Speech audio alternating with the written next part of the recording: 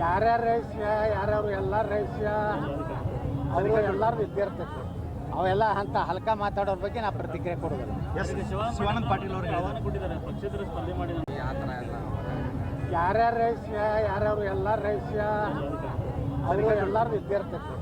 ಅವೆಲ್ಲ ಅಂತ ಹಲ್ಕ ಮಾತಾಡೋರ ಬಗ್ಗೆ ನಾ ಪ್ರತಿಕ್ರಿಯೆ ಕೊಡೋದಿಲ್ಲ.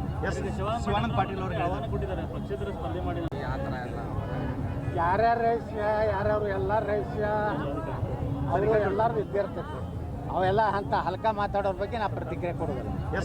ಶಿವಾನಂದ ಪಾಟೀಲ್ ಅವರು ಆಹ್ವಾನ ಕೊಟ್ಟಿದ್ದಾರೆ ಪಕ್ಷೇತರ ಸ್ಪರ್ಧೆ ಮಾಡಿ ಆ ಥರ ಎಲ್ಲ ಯಾರ್ಯಾರ ರಹಸ್ಯ ಯಾರ್ಯಾರು ಎಲ್ಲರ ರಹಸ್ಯ ಅವರು ಎಲ್ಲರದು ಇದ್ದೇ ಇರ್ತೈತೆ.